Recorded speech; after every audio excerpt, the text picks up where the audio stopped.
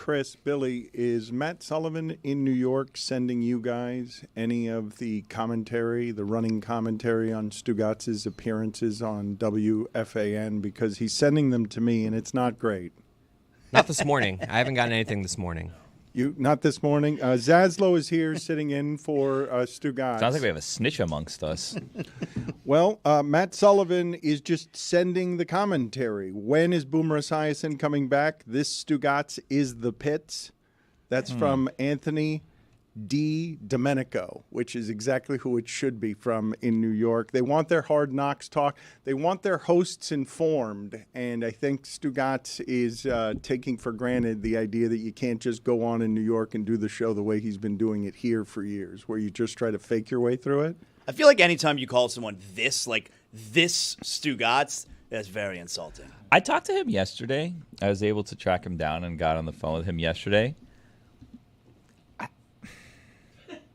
I think he's pulling one over on them more than he is on us. I think this is a fun little summer camp trip for him. He's just going out there, kind of wreaking havoc over there in this seemingly organized situation that they've allowed him into.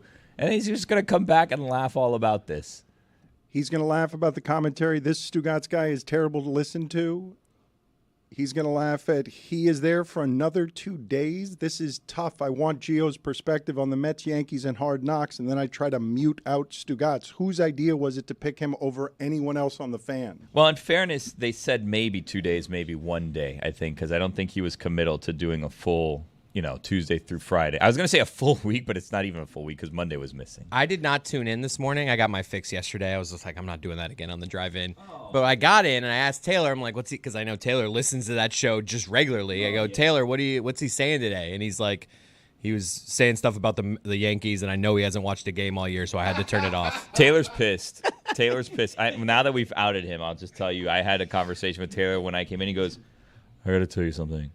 Last thing I want to hear is a guy who hasn't watched the Yankees all season tell me to calm down. That's a pretty good Taylor. That was my first try. That was really good. There's better Taylors out there. Is there no chance that last night, was he not watching the Yankees and the Mets to prepare for the game today? Well, this is the complaint he's getting from a lot of people. What do you mean he can't talk Hard Knocks because he didn't watch it? You're on New York radio. Wouldn't you think to watch it? Mind-boggling, someone is writing in.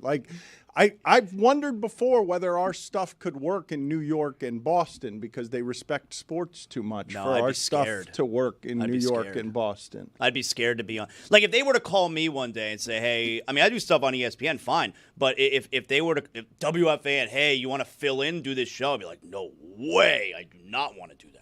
That would be sick, though, if you just got in there and just started doing a Miami show. You know what? I would have to tell them in advance. I will definitely do it, but I'm doing my show. I'm doing Zaslow Show 2.0. You guys are just airing it. Yeah! We begin with Anthony Carter's awesome game winner. We're going to go out Heat Summer League championship is where we're Why doesn't Alondes Williams have one of the two-way contracts? Billy, when you made the Taylor impersonation, Zaz was delighted here recently by Taylor, but Taylor has been worn down. I have seen for about 20 hours Taylor's enthusiasm at look at the anarchy that Stugotz is causing, and now he's been beaten down by it. Let me tell you something. Josh Beckett on shore rest. I'll do that show.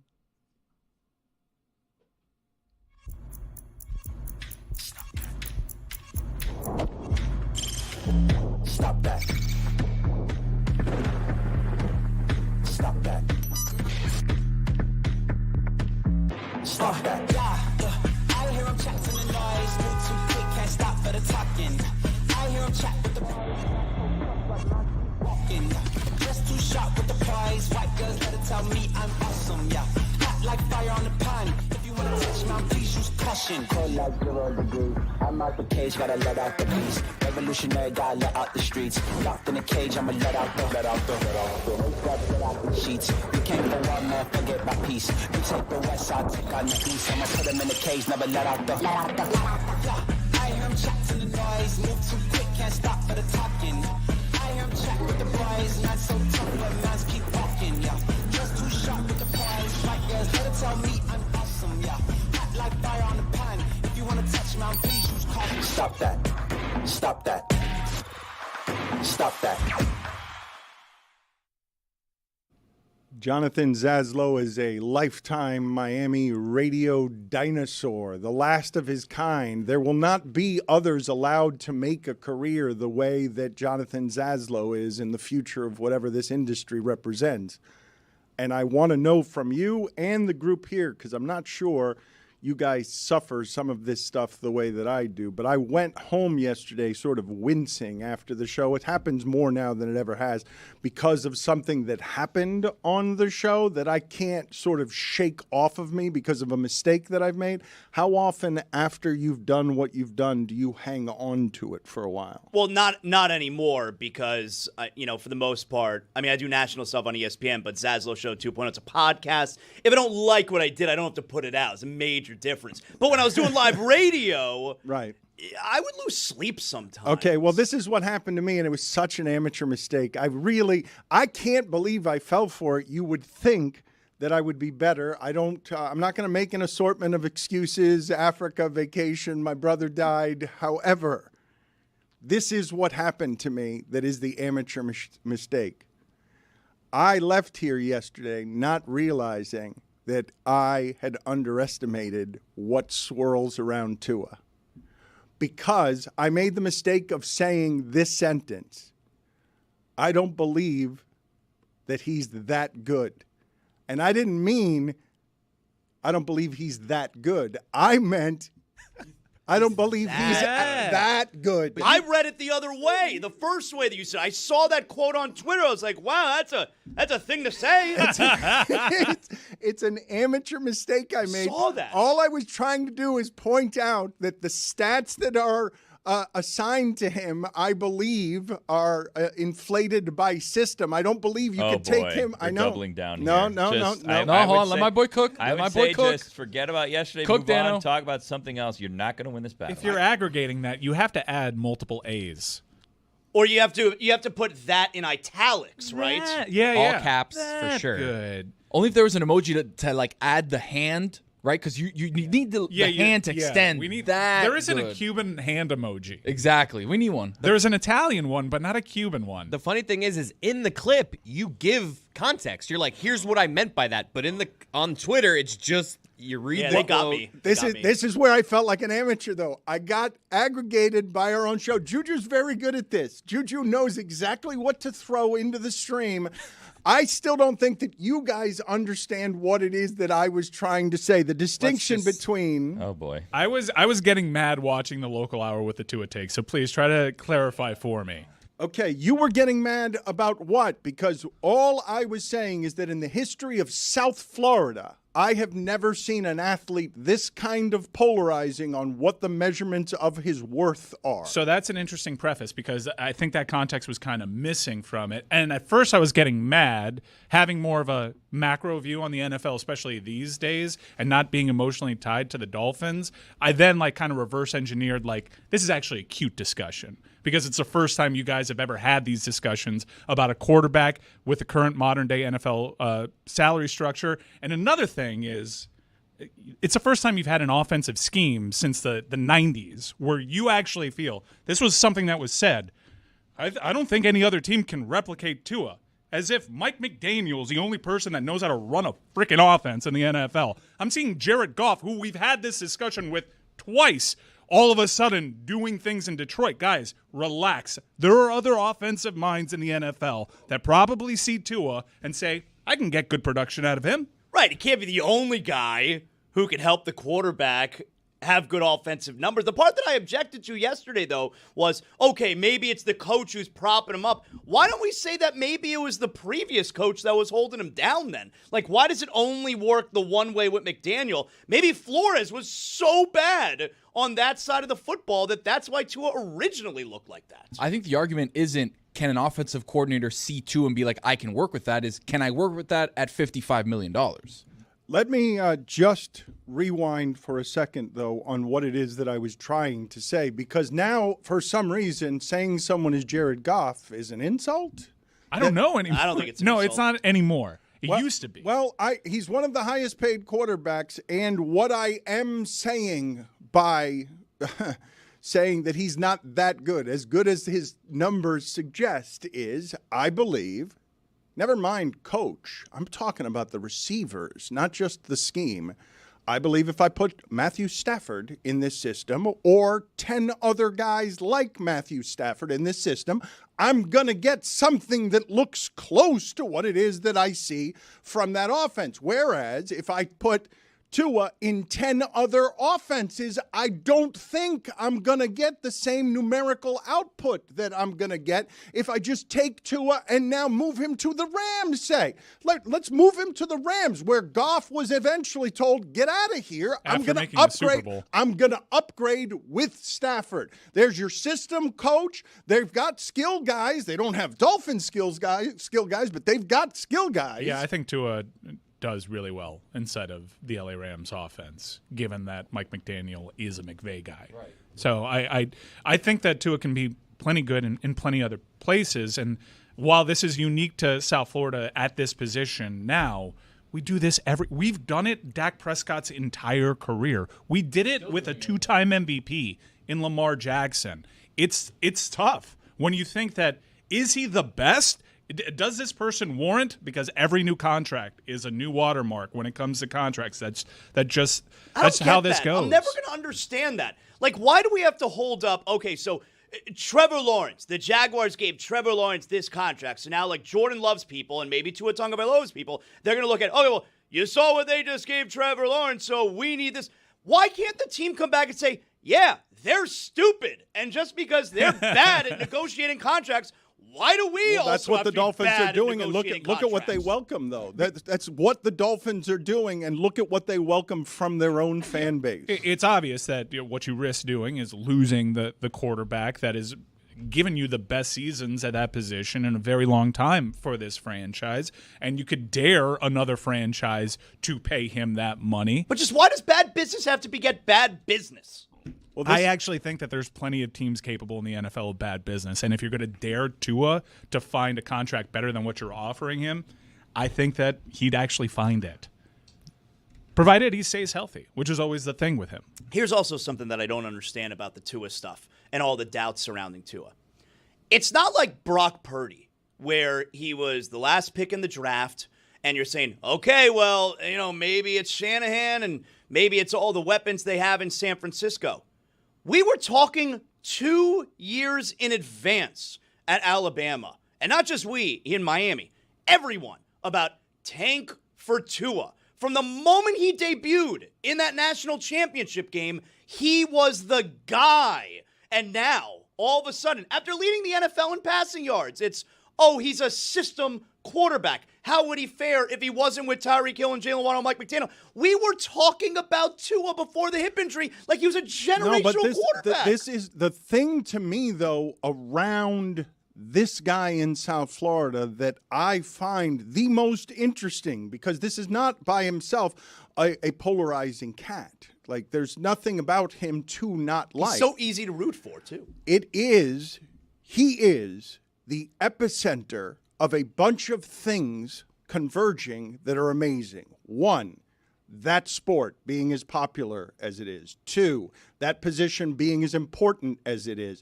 3, fantasy leagues making it so that we all feel like we know as much as the general managers. 4, the general managers are also bad at knowing what the value of quarterbacks are right now. 5, we all have opinions about all things in this sport. 6, you can have an opinion on this thing right now without being right or wrong today, so all opinions end up becoming valid. And 7, and this one to me, 7, okay. This is the What big. was 3 again? This is the biggest one to me, because it really is. It's what Mike's talking about. We do it with Lamar Jackson. We do it with everybody.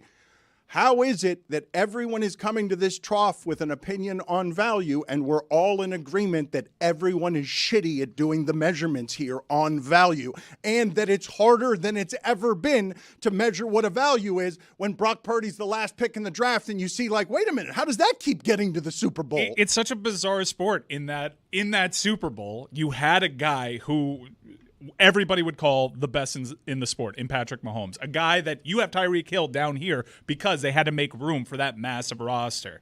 And you wonder, how can you pay one position that much money? And we saw all season long, we were doubting the Chiefs because of the lack of receiver help over there. And damn it, they found a way. They found a way to beat what? A team with Mr. Irrelevant at quarterback with a totally different salary cap structure, which loaded up on talent around him with Christian McCaffrey and Samuel and Ayuk and George Kittle and a crazy defense of pass rushers that they traded for to load up. There's a bunch of ways to get to the Super Bowl. It's just when you're talking best contract in the sport, biggest, fattest contract in the sport, it's Patrick Mahomes that can make it work. We have those questions about Josh Allen. Now Josh Allen has stripped away all the talent that got him to that next level. What are we going to see from him? Is it going to be the same result as Patrick Mahomes? Do you not find this part of it crazy, though, that if we're going to hyperanalyze a sport and a position, that everyone can be right and wrong about, yeah, Trevor Lawrence is worth about that, when I'm looking at Trevor Lawrence and I'm like, don't want him. Don't want him as my centerpiece on something. That is not, I do not want to attach myself to the next 5 years of Trevor Lawrence. You wouldn't want Trevor Lawrence. What if you had Mike Glennon for several years? Like, that's another part of this. I experienced it with Baker when I was a Browns fan. I'm like, wait a second, we're not going to pay the guy that got us to the playoffs? We're not going to pay the guy that solidified the position? We've been working 20 years to have a penciled-in starter at this position the entire time, and we're prepared to walk away from this? And I imagine that's what Jacksonville went through. Well, isn't it an either-or? Like, that's where we're at right now, right? You could either have Trevor Lawrence, and maybe he's really good. We don't really know yet. Or you could have nothing. Like, those are the two choices, right? And if those are the two choices, probably not taking nothing. Nothing's not good. It's so confusing because you have faith in Trevor Lawrence. Well, he's got Doug Peterson, and he can do it with quarterbacks because why? Because he did it in a Super Bowl against Tom Brady with Nick Foles. You can win championships a whole bunch of ways. There is a decision here that's franchise-altering. They have to get it right with Tua. Here's the thing, though. That's not accurate, okay? Trent Dilfer was used for a long time before Nick Foles. The fact that you have two outliers there, every other copycat GM in the league will do the safety of what it is Zaz is talking about here is like, well, Trevor Lawrence is something. I'd rather have that than nothing because my way to Brad Johnson in the Super Bowl and Trent Dilfer in the Super Bowl, Nick Foles, that's the more improbable way. Number one draft pick, that feels safer to me. You're doing it with journeymen, and I think you need to do it with salary cap structure because we've seen the Seahawks do it with someone that probably had a lower number than Nick Foles in Russell Wilson. We see the San Francisco.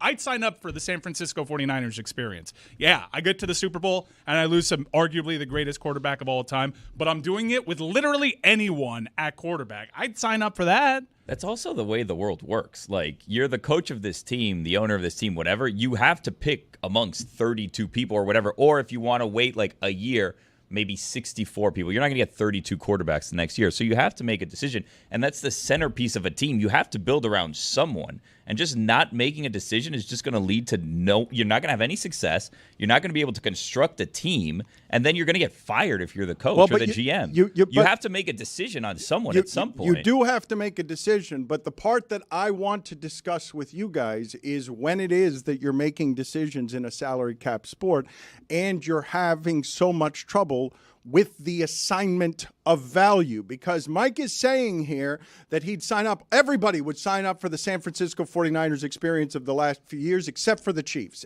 Everyone else would sign up for whatever it is that has been. And so when you have the structural changes in the sport that go from, hey, we're not paying left tackles, now we need to pay left tackles because they protect the quarterback. Hey, never mind, we're going to change this. We're not going to pay the running backs anymore. Wide receivers, those are super important. Now what's the next change? The next change is, just get me a Shanahan, get me a McDaniel, get me somebody who can maximize value because I don't have a salary cap on what I have to pay that person, and then that person can save me money with the Russell Wilson blueprint or the Brock Purdy blueprint if I can get a bunch of different players because I can get anybody to play in the system. Doesn't it stand to reason that now what you would want more than the Tua is the McDaniel? No. Or are we not headed there? No. This is the position that's always going to be the most important on the team. Like, the other positions come and go. Now receivers are more valuable. Now running backs are more valuable. But you need to build around a quarterback. And if you have one that's going to work, why are you going to let it go? If you have a perennial all-pro at that position that's healthy, you are in the playoff discussion as long as that quarterback is healthy. And I'd rather have that But over the anything. thing that I'm saying to you guys about the changes in the way the sport is done, right, where we're all general managers, you do realize that the way that you manage your money is now more important than giving $60 million to the one guy that 10 teams might get lucky on because they've got the 10 guys in the league who can play the position. But we don't have enough of a sample to say this is the way that you do it. We've had a couple of Super Bowls. One of the best Super Bowls of all time, actually, when you look back on it, was Bengals-Rams. Joe Burrow was probably at a cap number less than what Nick Foles was when he won the Super Bowl, and he was a split second away from hitting T. Higgins on a long pass that would have made them champions in that building. But who gets to be champion? The team that went all in and paid the quarterback the big money and is in salary cap hell since then, but is still in the conversation provided that Matthew Stafford is healthy. There's also no sure thing at the position, right? So, like, I'm uncertain on Tua. What am I going to get? Bryce Young? How did that look like? We don't know if he's good. We don't know if he's bad. It's going to be years till we know. How about Justin Fields? He's not even on the team that drafted him anymore. Like, you don't know what the option is after this. So if it's working with this guy, you can commit to him, and the longer they wait, the higher the price is going to get. You can become a cautionary tale. Look, cite my Browns fandom. I was team sign Baker. I was so desperate for a quarterback. I think you played hurt his value. They decided, no, that if we're going to spend the money, we're going to get a sure thing, and it's Deshaun Watson. And Baker Mayfield was pretty close to an NFC Championship game last year. How many quarterbacks in the league do you actually believe? Like, obviously, we're talking about can quarterback X take up this amount of salary cap, and you could still win with having not being able to pay other guys, and you're going to lose them. How many quarterbacks in the league can you actually give that huge number to and still say, yeah, we're good? 5? How many? Really? I think it's less than 5. I mean, it's Five's going a to be lot. Burrow, Josh Allen. You're going to feel pretty good about Burrow, Josh Allen, Well, it Patrick. is Josh Allen. I don't feel good about Josh Allen because if that's the case, why do we have these doubts about the Bills and losing Stephon Diggs? Like, if we didn't have those doubts, obviously, you know when we you're going to lost- be competitive. You know you're going to be in every game Lamar- if you have Josh Allen. Lamar did enough last year to take those questions away, right? You're like, yeah, I think there's 3. They I paid go him 3. they paid him the money and he won MVP. Is Yeah. Hurts in the conversation still? Went to a Nah, Super Bowl? I don't know. I don't know. I guess my point tough. would be to you, how is it that we can have as many people as we have covering, analyzing the most important sport, the most important position, and all of us can't agree on the value of 5 people? That how is it possible that we can have this much coverage and this much ignorance baked into the coverage when, you've heard me say a million times, nobody correctly identified the MVP of the league as someone who would be that kind of quarterback? But this is where I started recoiling when I heard the segment where you were framing this as this Tua discussion and saying, like, this is an interesting case study. I don't even think it's the most fascinating case study right now. I think what's going on with Jordan Love is way more interesting. Because if you ask me to forecast, given how Jordan Love closed the season last year, do I take the chance on him being one of those 5 guys? I think that's way more difficult of a conversation, more interesting. I think a lot of people right now who are in the weeds on studying film are telling you that Jordan Love is absolutely can't miss the rest of the way. Doesn't matter what his position players are, he's going to grow into that player. Mike, the specifics of what I'm saying about Tua in this market, this can't be refuted by anyone here. There's never been anyone like this person in this market where I got inundated with what my opinion was, which is simply, I don't believe that if I take Tua and put him in any offense that I'm going to get all the same numbers I'm getting in this offense. I will 100% concede that. I would say that Tua is so unique. Zaslow made the amazing point that everyone was tanking for Tua. This was a guy that they benched Jalen Hurts in the national championship game for because he might have transferred if he didn't. But his injury history is so unique. What happened to Tua? He had a devastating hip injury. We thought he in was college. dead, but we thought he was dead on the field. And, That's why we're talking. I'm just saying in college, and then you have the frozen fingers in Cincinnati. He's got a very unique injury history that really makes the conversation around him even more nuanced. Even though he kind of proved that he can be healthy for a full season last year. Right, but it doesn't even matter about proving that he can be healthy for the full season because it takes one hit. Like, it takes one hit. Here's the thing. Like, you got guys like Burrow who have a much bigger history of injury in the pro level.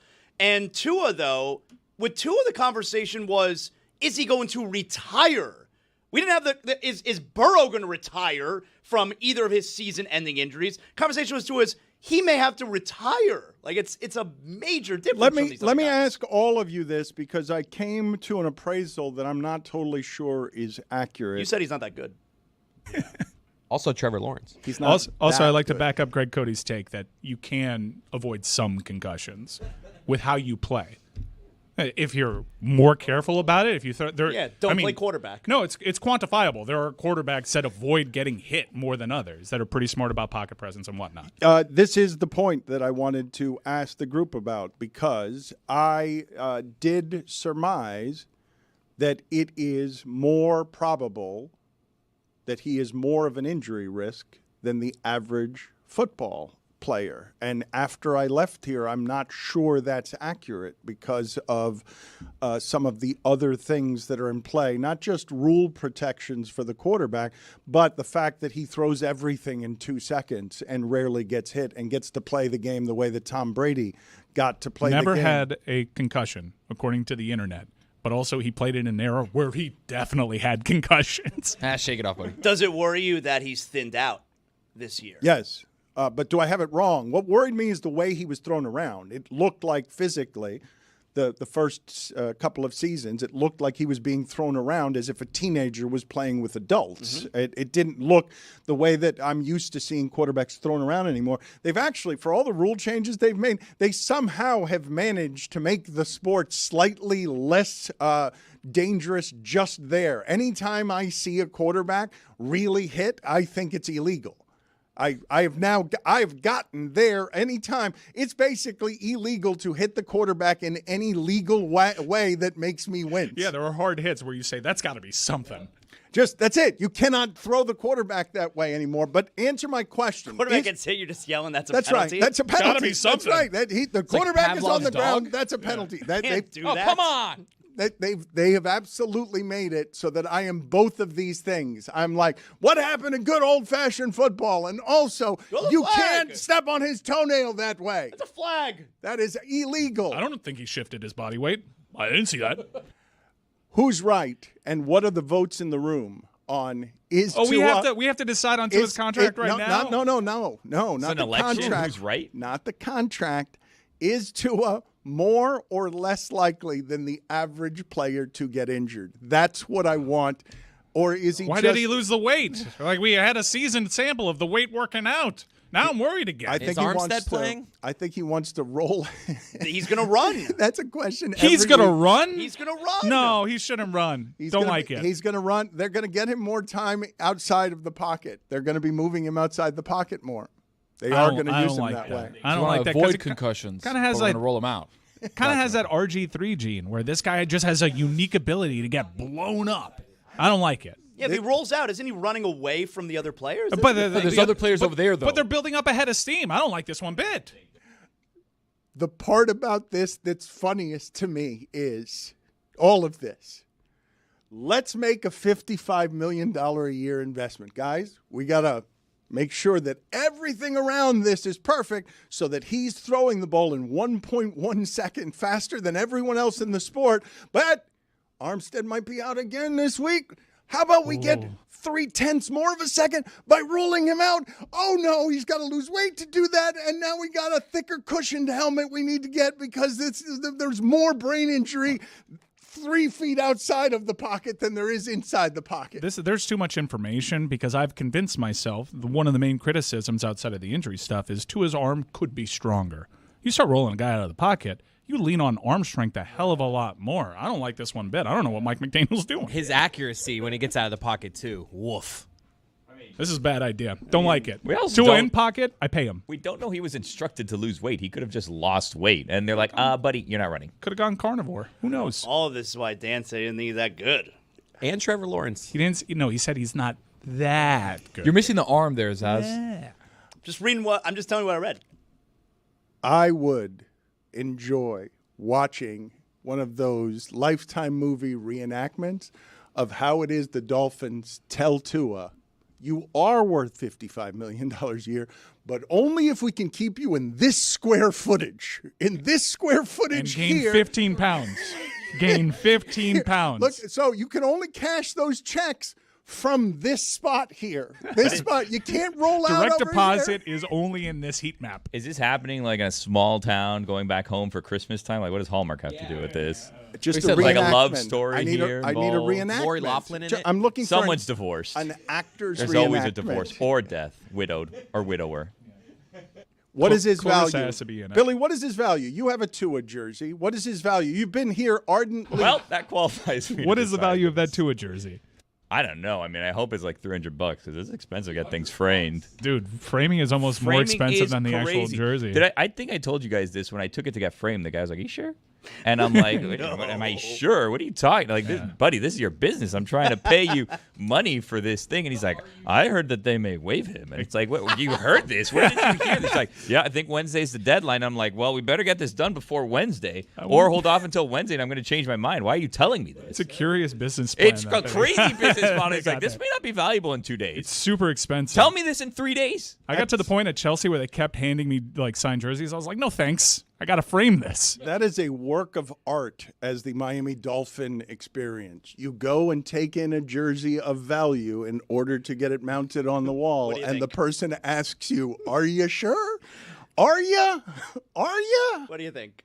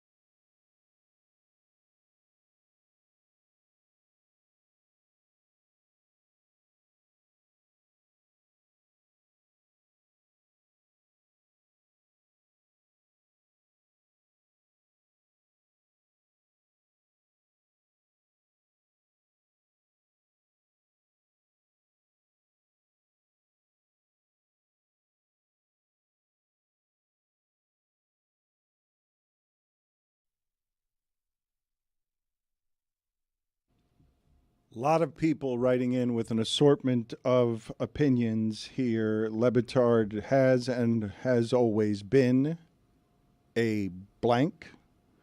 I believe Dan Le Batard is washed. Where does that expression come from?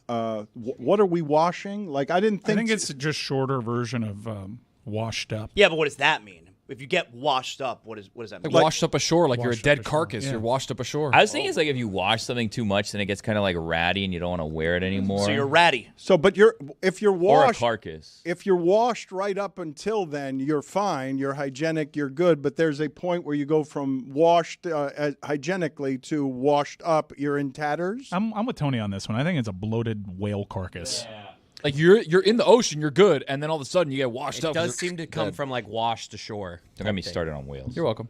I want to get to that footage in a second of a whale. I don't know where this was, just sort of, breaching the water and causing damage to a smaller boat. But somebody else writes in, the Dan Le Batard Show featuring Greg Cody has that kind of ring to it. Get Greg to retire from the Herald and be the co-host. With him there, it's harder for Doomsdan to ruin the show, sidekicking it. Instead, it's just Greg ruining the show. He was great yesterday. He was pretty good. I felt bad watching it too. Like Greg, like I mean this sincerely, like not a bit. I kind of got the feeling it was a little awkward watching it. That I was at the very least, I may not have made the cut, but I was like up for debate. I don't want to put him in that situation.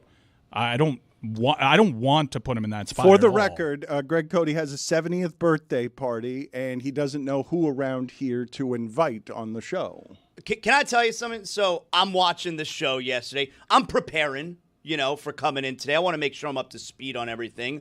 And I hear that Cody he's got a 70th birthday party coming up. And I'm doing my work and I'm kind of listening half-assed, My ears perked up, though.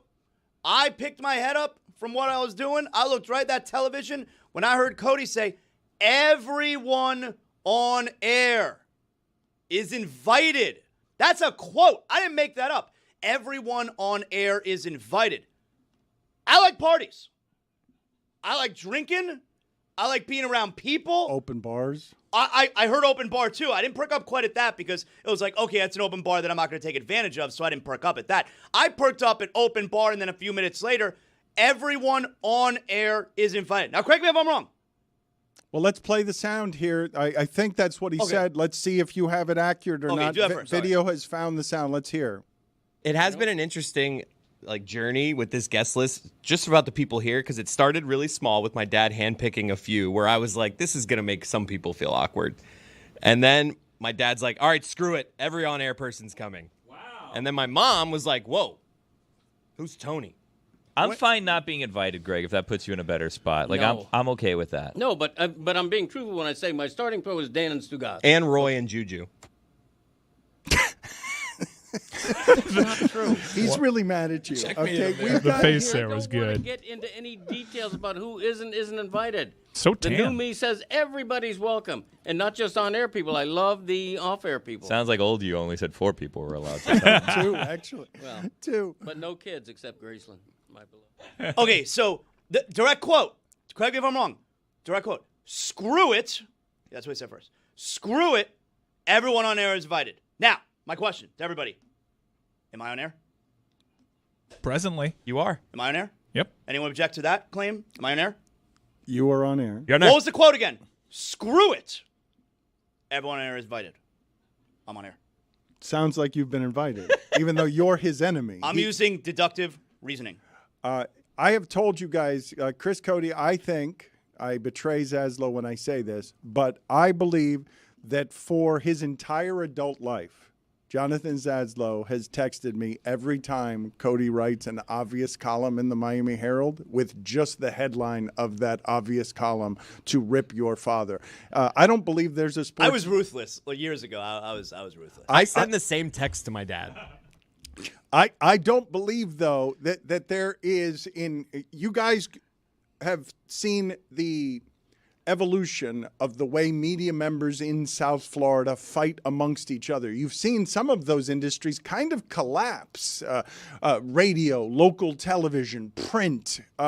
There have been pockets that feud, and I don't believe that there is, in my personal circle, 2 people who I both like. I like both of them, who don't like each other based on what they are professionally. It's not personal. No, It's he not, seems like a really nice man. It's not. It is not in any way personal. It's about the work that Yeah. Zaslow does not respect. Yeah. What it is Cody does, but Cody doesn't respect what it is that Zaslow does. Doesn't respect it. Yeah, I think he's a really nice man, but I don't know. Colin, it's a little bit for the birds.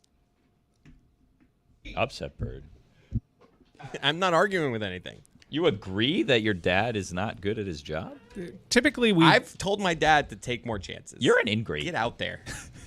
typically when Billy says something like, don't get me started on the whales, we follow that. No. And we get him started on the whales. No, we don't have to get started on the whales. I'm just saying these whales better not wage war on us because it's over. What do you mean they better not? They already have. I'm telling them, stand down right now. Stand down right now because whales do not want to start a war with human beings because it will end poorly for the whales. Horribly for the whales. If the whales want to continue to exist on this world, they will stop fucking with human beings. I'm telling you that right now, okay? There's not a human world under the water. There's a sea world on Earth because we capture the whales and then we put them in tanks. And then we feel bad for them because they're so helpless and they can't do anything. They're like, you know what? We feel so bad for you. Just go back to your home and die in peace. Go away, Let me whales. play the because video. they're never going to capture humans and put them under the ocean in cages and laugh at us the way we do them. If we wanted to end the whales, we would end the whales, so they need to stand down. Not just the whales. Dolphins too. All sea creatures, calm down. Because I don't see whales starting GoFundMes and collecting things to save human beings. They're not trying to save human beings from extinction down there. We're doing that for them. So pipe down, whales. Stay underwater. Stop flipping over our boats. You're acting not right. So credit on that video accurate? Was the co-host of Spittin' Chicklets actually on that boat, or did he just post it to his social media? You're saying shut your blowhole, whale. noticed that, too. You can knock over the occasional small boat. But I'm saying pipe down. Enough is enough. The internet trying to act like they know the whale's motive is funny. Of just like, you see how this angry whale took out a boat? It's like, we don't know anything about what's going on here. My biggest question, though, with that video is, Buddy, who was captaining the ship, no, the one taking the video, all right, the one in front. Ryan Whitney. I don't think it was Ryan Former Whitney. Florida but Panther, Edmonton Oiler, Ryan Whitney. isn't that Ray Whitney? But anyway. No. Ryan Whitney played for the Panthers. think it was by the Ray way. Hudson. Yeah, I think Ray Whitney also played for both franchises. He definitely played for the Panthers, and Just terrible attracting trade to Carolina. Whitneys. My big question, The though, Wizard. is the guy who was steering the boat in the foreground, did he dip? Or did he go back to get the guy who was now capsized? It's a great question. In this video, That's a big character move right there. This kid driving the boat, he's either getting the hell away I from think he's there dipping. or going to help. What do you think here? It looks like he's dipping. I got to dip. That's Dude, what he, if you watch this video, the first dude in the water, keep your eye on the first dude in the water. This boat lands on his head. I am always afraid in deep water that one of the giant animals that calls that ocean home court is going to come and decide that I am on enemy territory. I am playing a road game, and I don't deserve to win a road game. Ever heard of torpedoes? For all we know, the whale thought the boat was a big seal. Like I just love us giving the motive to this. Like, did you see this angry whale? It's like we have no clue what the whale was thinking. It is a little ridiculous talking about motive. You ever turn a corner and like hit your elbow on the wall? I didn't have a motive there. I just miscalculated.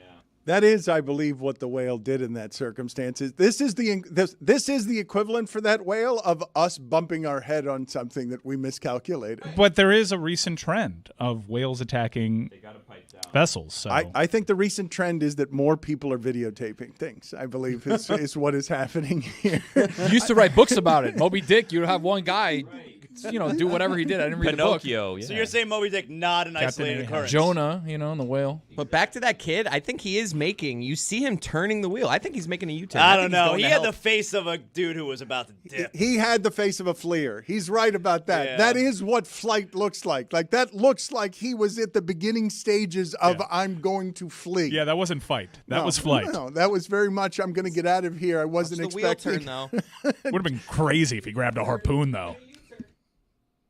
Or a torpedo.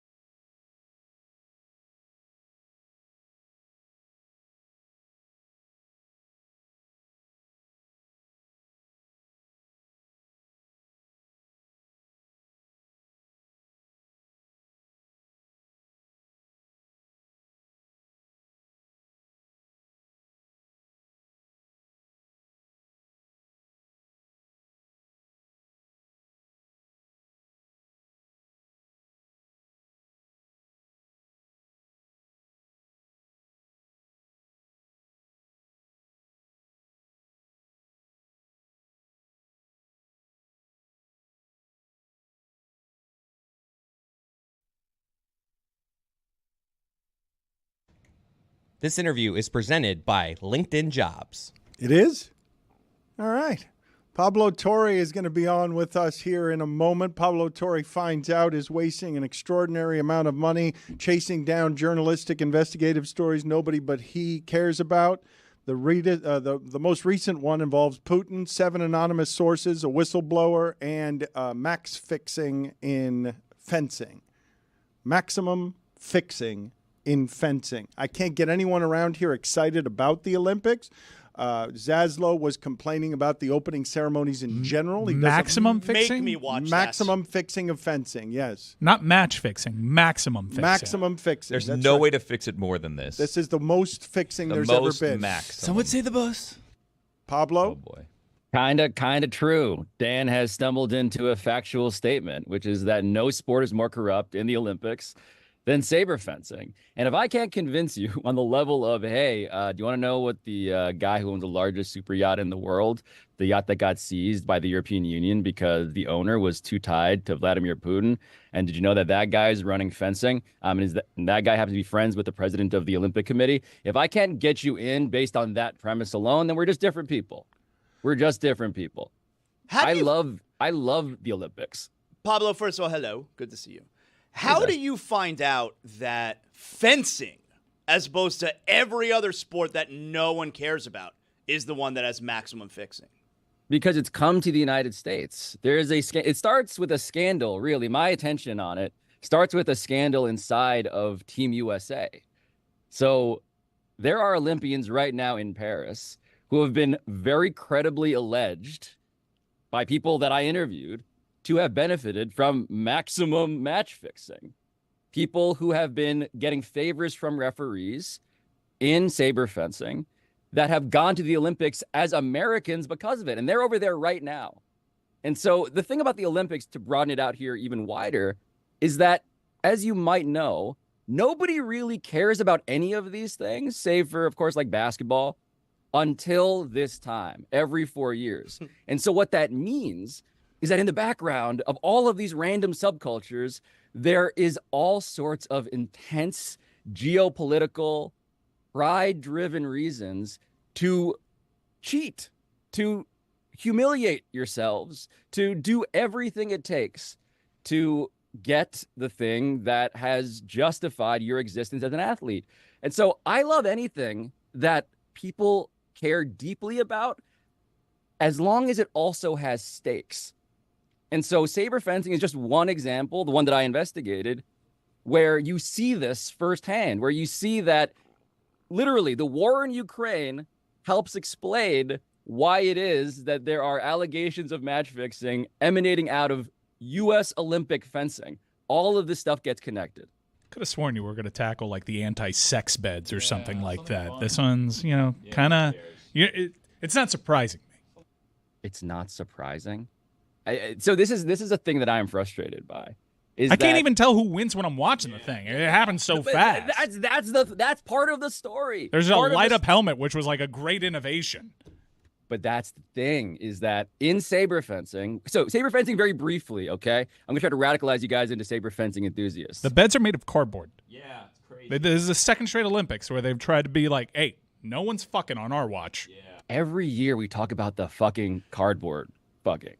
Every year. It's just like, yeah, I haven't okay, heard we you get find it. out about it. Yeah. It is the thing about getting fucked in the Olympics is that it's not enough to simply presume that it happens from a corruption match fixing perspective. You got to get people to talk about it. And so when I talk about saber fencing, what I want to tell you is that saber fencing is unique, okay? Saber fencing is the one sport, the one weapon in fencing where you can hit people with the blade, right? The other two are sort of like poking with an antenna. You can hit people in the head, in the torso with the actual blade of the saber. It's the most like sword fighting. Like you could slice them?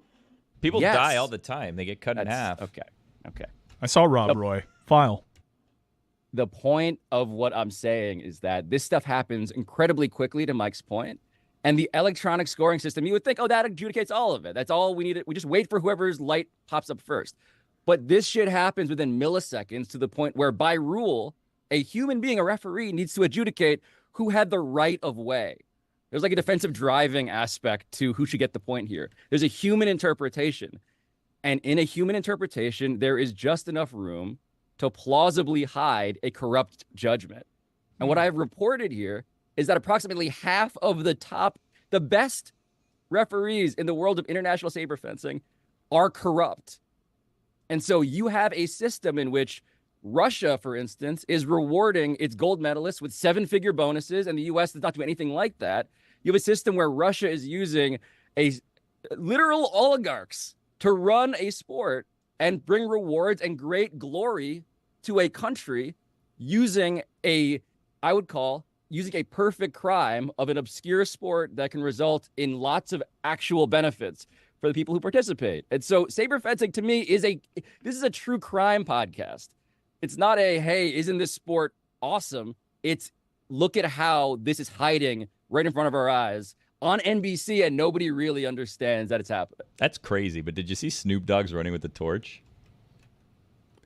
Pablo, this is why decency loses all over the world, all over the globe. Because I'll tell you why. I was thinking about this over the course of the weekend. The idea that you're not really fighting a fair fight if only one of the political parties has to address shame. And hey, I'm getting old. I got to get out. I've got to be impacted by shame. Ooh, saber fencing. But looking good. So it's not lightsabers? The other party doesn't have to have anything to do with shame. You're sitting here trying to get them interested in cheating at the highest levels. They have no interest in what you're talking about, even though it is really hard journalistically to uncover cheating of this kind. I want to update the story, actually. I have been talking to people since the story came out, and there are literal investigations by governmental bodies that have resulted because of this episode. That doesn't scare you? Internationally. It does scare me. I don't want to It die actually- over saber fencing. No, really? It's thank it's not you. important enough to me. Not at I'd all. be really scared. Thank you for acknowledging a genuine concern that I have, which is that we had people on the record who are speaking out against Vladimir Putin's oligarchs. I don't know how you guys became numb to this, but it is actually dangerous. Who's numb? what I'm they've worried done. for you. I'm asking you if you're scared. Who's But also, numb? there is human feces in that river, and I don't know if they fixed it in time. I don't think they feel. Also, if you're coming after Pablo, he's in the New York office, not the Miami office. Just FYI, Putin. To Zaz's point, you could argue plausibly that the cost benefit on this, given that the benefit has been a resounding lack of support from the shipping container, was not worth the cost, which could plausibly be, I don't know, whatever that thing is that they inject into your food that makes you die. Like, that probably wouldn't be worth it in the end. Hormones. Poison. Yeah, all of that. Seriously. I am somewhat concerned about that. No, but when you sit here and make the jokes about this is dangerous, I would argue that general numbness to all sorts of malfeasance, that you can't journalistically get anyone interested in what is an obviously interesting cheating story, suggests to me that cheating is way too rampant throughout sports, and that morality, that all the walls have fallen down on morality around sports. Dan, it's the bed of nails theory. When there are a zillion corruption scandals happening, which is a metaphor, of course, that applies directly to Finally, US bed politics. talk. God, the bed of nails. If they meant the beds of nails, people would not be having as No much sex I don't whatsoever. Think. Maybe some. I mean, some people are into that, but less than Hellraiser. cardboard. If you've ever seen Hellraiser, they're into that. You were saying, Pablo? I just wish that people realized that just because there are 1,000 nails, it doesn't mean that each one of them is worthy of our concern. Like Dan, I guess what I'm saying here, I'm not, part of the whole premise of my show is that I'm going to tell you a story about something that you on its face don't give a single shit about.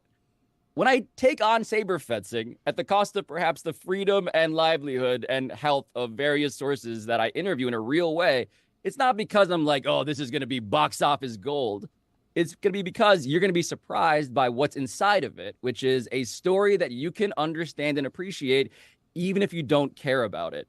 And the Olympics writ large to me is exactly this.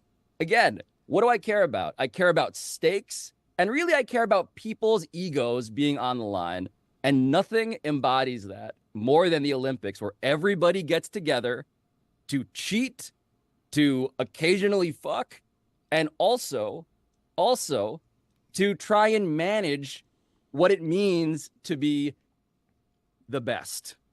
And in that mixture of things, there are scandals all over the place, but it's just really hard to prove. And so this was my attempt to prove that this one nail of saber fencing is sharper than anybody realizes, and it's actually a metaphor for everything else that's happening. And the fact that you guys would rather talk about the cardboard bed makes me realize why the Olympics have remained exactly the same for about a century now. There's breakdancing now. Speaking of cardboard, do they spin on the cardboard, do you think? That should be like the home field, right? Well, we'll see. Maybe it's clay.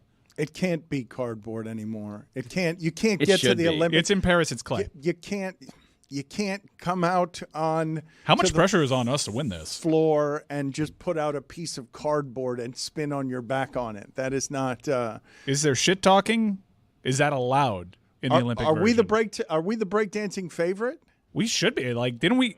Did we invent it? I think we did. We had breaking 1 and 2. All right, but South Sudan might have someone that's just as Brazilians have a good team.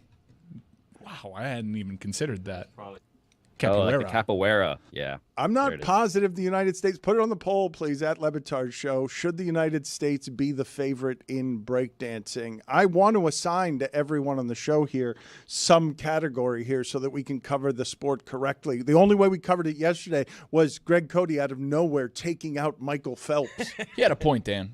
We only care about every 4 years and for 2 weeks, and then it's like, all right, swimming, who cares? Yeah. Are you saying we should all take an obscure sport and be the correspondent for Yes. the show? Yeah. Yes. That's a great idea. Want to do a sport draft?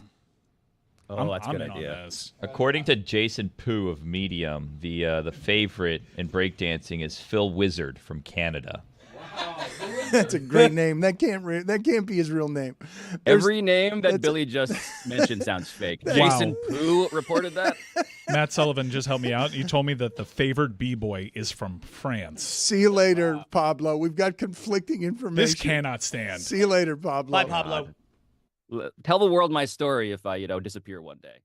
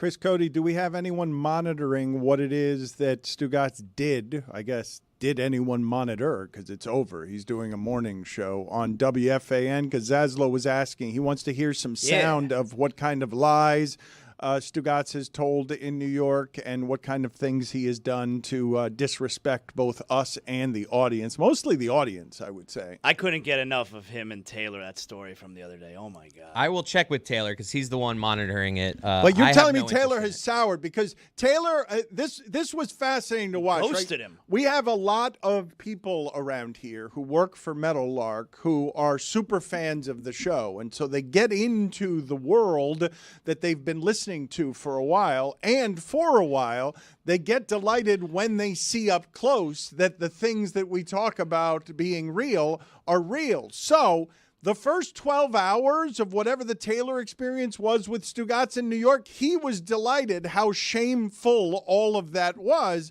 But now you guys are telling me that Taylor's broken, that he's dispirited because Stugotz made him all sorts of promises about how Taylor was going to be doing things with him. And then next thing you know, Stugotz just ghosts Taylor because he can't be counted on to tell one syllable of truth anywhere in the last 20 years. That's the worst part, right? It's not that he didn't come through. It's that he just got ghosted in the end. And he's underperforming for what Taylor wants from WFAN, which is he wants Yankees Subway talk. Series, come on. He wants Yankees talk and he wants Hard Knocks talk, and he's getting neither. But You're he doing a doesn't New York know. show, He Dan. doesn't know anything. You expect him to do some research? You expect him to work? Like he doesn't. little If he wanted to work, he would have taken the job they were offering him there. Now you've got too far. Have I? Yeah. They offered him a job and he turned it down. And he turned it down because it wasn't enough money and he had to work. Are we sure there was an offer? Allegedly. Everything's alleged. Even the fencing thing, alleged, by the way. Is it alleged? He said alleged like 11 times. I feel like Pablo did the hard journalistic work that you can now diminish with an alleged because For his sake, alleged. For the record, I like Novikov. I think it's a great I restaurant. love caviar. We didn't even get to the video of Pablo singing karaoke when he was with Sports Illustrated like 15 years ago. What? Dying because of a fencing scandal is the dumbest thing to ever happen. Like if Pablo out of a he window? becomes a fencing martyr, he's an idiot How'd he die? He uncovered a fencing scandal. do you? I mean, we were that very no one cared about. we were very He died close doing what he loved. to being killed by buffalo in Africa. That would have been a pretty dumb way to die, wouldn't you Yeah. think? That would have been heroic, Don't you wish that there was like some weird Marvel multiverse where that would have happened and the entire American sports media world would have to publicly acknowledge your tragic death at the hand of a Cape Buffalo? Like this universe's Le Batard was killed by a buffalo. We need to get to this tomorrow. Here's when his monument. My dad is back in studio tomorrow. He's skeptical of your and Ron's story in Africa and how real the danger was and stuff. He thinks that it was oversold. Well, for the Ron was storytelling. certainly in more danger from the story that was recounted. The day that it came out, I wasn't in the show. I was watching online because I remember I was here playing the NCAA game while you guys were doing this, and I was like, Is that oh why my you were God. whispering? Yes, that's why we were whispering, because Dan was here doing very important work. But also, I But didn't. also, that's Taylor's normal delivery. Yes, but I also didn't know if Ron had actually died, because in the preamble of Dan like getting to the point, You thought in the Ron point, was dead. No, man, but That's like burying the lead, lighting, man. the lighting was there. Dan was in black, and then he's like building up, like he was my great friend. I can't believe it. He's like my brother, and I'm like, oh my God, did Ron die? Luckily, he didn't. I have rarely been as scared as I was in proximity to some of these animals that could at any point move in a direction, and my choice wouldn't be to run because that's the worst thing that you could possibly do. How could you not run? Is run? No, running. You cannot run. They'll catch you though. Well, if you run and then they see fear or flight, they will chase you. But I was not in any peril when Ron was very nearly almost killed. But right before that, we did turn a corner in the dark. It's one of the most haunting things I've ever seen, where you're in the dark and there are 3 buffaloes staring at you and they're breathing cold air so you could see their breath. And if you move or make the wrong sound, they're just staring at you, waiting to see what it is that you're going to do. And if you move out of the way, they're going to come after you. This was the middle of the night, right?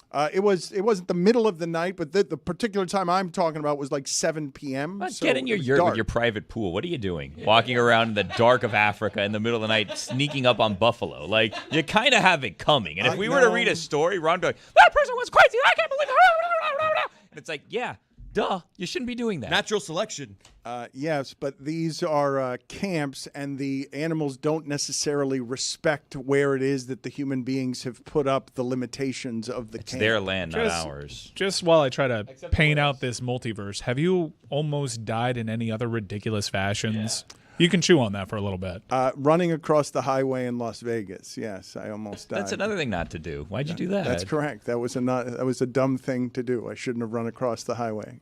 You think going on safari is a dumb thing to do, Billy? I would feel safe with do. Ron McGill, but like going out for a walk, I want to be walking. But even if it's with Ron McGill, If it's like 6 a.m. and it's dark and I just hear, hey, Dan, I'm going to go walk out. You want to come with me? I'll Wait, be is like, that hey, Joe Biden is out there? hey, Dan, man, come on. Come walk with me. No, but it's not a walk, guys. Go look at a buffalo. You have to get from one place to another. Like I'm not going by for walking. I'm not going for strolls with Ron McGill in a sunset stroll. I have to go from one place to another. You can see its breath. It's awesome. I like the voice, even though it doesn't sound like Joe Biden to me. I just find it pleasant. It's great. And Come it on, brings a man. smell of it. It's kind of like your Harry Carey in that it's super limited, and then you start like doing more of it. It's worse, but I still like the Got a little voice. twang to it, Yeah, too. Zaslow asked for a clip from Stugotz. We do have one. It's him promoting his book while admitting how terrible it is. Oh no. Shit. He's trying to promote his book now on WFAN, but he's doing so poorly by just ripping people off. Good Phil. Yeah, good timing by you. But at the end, the money wasn't enough. And that's the truth. That's the God's honest truth. When they're paying me this much money to write this crap for Random House, I mean, it's going to be a New York Times #1 bestseller. And like, it's going to be a good book. The portions I wrote, not so good. The portions that everyone else wrote, fantastic. That's how you sell it right there. This crap. Crap from Random House. That's not great. It's not a great situation, what he does to our listeners. Do you feel any responsibility for him? I can't control him. Like, do you? No, I don't. Well, No. so why? You're the one who's producing him. Yeah, like, but you created him. You're his partner, man. Yeah, did. You kind of let this happen. You birthed him. We did. We all created this. I don't think the audience is going to find it so funny, though, when at the end of a contract year, we've got a real problem with him. Like, I don't think the audience is going to throw back its head and laugh then. It's a real Tua situation. Do you lock him up now? What do we do? Should you just give him $55 million? Like I said with Tua, do it with Stugotz. Could be Let him- more in a year from now if you don't do it. Let him play it out and then run the shit out of the ball. It can't be more a year from now is the point. Have you not seen what's happening to the industry? Like, But what it's- if it is? But it's not. How about the threat, though, that this is going to be his last contract? I mean, straight up, this is, and then he's going to go away silently into the night. Chicken Yeah, you got to believe anything he says. The words have to mean anything. It's not that good. He'll stay too. Like, Gonna become a professor. He's not What is he going gonna do? anywhere. Where's he going to go? He lives paycheck to paycheck somehow. Where's he going to go? He needs money while claiming he doesn't need money. I actually think that's a pretty good negotiation tactic on his part. Come on, give me what I want. It's my last one. Give me what I want. I cannot get anyone around here interested in the Olympics somehow. Zaslow doesn't believe in the opening ceremony. No, make me watch the opening ceremonies. I'm going to sit around on a Friday. My wife's going to say, what are we doing tonight? I'm like, it's the opening ceremonies. We're going to plant ourselves on the couch for 4 hours and learn about all these other small countries. Watch people walk around. Give me a break. Get the hell out of here. Make me watch Well, what that. happened to this? Because this used to be something that America gathered around the television to watch as a spectacle. Holy cow, Morocco! Whoa, I'm totally enraptured right now. This Morocco counts. is all over the world champion Argentina Is this now. preseason Olympics? Does this Hakimi just count? scored, who's a player of repute. But so the Olympic rules in soccer are kind of different. You essentially get 3 roster spots of dudes you've heard of before. Well, why is the soccer started before That's the what I'm opening asking. game? Why This has is anything the started torch. before the opening ceremony? This is not a real game. It's a friendly. No, it's a real game. A friendly? Hey, guys, I hate This to is break it actually to you. another cup in the Olympics. Yeah, this is Weird. this is the Olympic Cup competition. This is essentially the league's cup. Let's be honest. Can we be honest for a second with these cups? A little watered down. A little watered down. How too many. American. Put it on the poll at Le Batard Show. Should there be Olympic Games before the Olympic ceremony? Because I'm not sure when that started, but that shouldn't be a thing. Like, is there going to be closing ceremonies? There's more games? We afterward, they have more What's games the difference? after the closing ceremonies. In a year from now, it's an Olympic Games. What's going on right now? Team USA actually does play today on USA Network. That doesn't apropos. count. In soccer, they play the host nation, France, who's got to be considered among the favorites. Tough group. There. Yeah, Lacazette is playing. Yeah, dude, I couldn't believe it. How old is he? So you get like 3 guys that are over like 20, and you have to be strategic with like the roster placement that you do. And you also sometimes you have a longer in the tooth veteran that has eluded that big national team success has eluded him, and it's like one last job, like Jason Statham. Ring chaser. Yeah, Is Ozil playing? but like Alvarez is playing for Argentina. He's a first teamer. This is a shocking result right now. Morocco 2-0 over Argentina. Zaslow, can I do anything to even make you interested in Team USA basketball? Okay. I've really thought hard about this with Team USA basketball. And I'm not going to sit here and tell you that I don't want them to win. But I'm going to sit here and tell you, I don't care. Like, I've been trying to get emotionally invested in it, care in some fashion, and all I can manage to think about is, I'm supposed to root for Jason Tatum now? Like, all of a sudden, Joel Embiid's flopping ass. I got to root for him now? Like Derek White. I'm supposed to hope Derek White continues to kill these other countries the way he killed the Miami Heat. I'm not rooting for these guys. Like, I don't care about these guys. I can't bring myself to root for anyone that's not Miami Heat. I care so much more about the Miami Heat than I do Team USA. I'm sorry. I'm sorry. But you're not sorry. Bam Adebayo's on the team. I'll root for him. Yep, I'll root for him. So you're rooting for one guy? Yeah.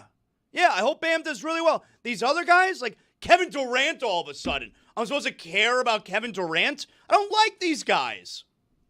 Root for them. All of a sudden, I want Jason Tatum to do well. Are there any Heat players playing for other nations? I mean, I thought Nikola Jovic was playing. I'll root for him.